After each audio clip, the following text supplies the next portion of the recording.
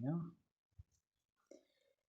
How to fit WhatsApp profile picture problem. Hello guys, if you want to fix this problem, first step click settings, click apps and notifications, click apps and wait a second for loading.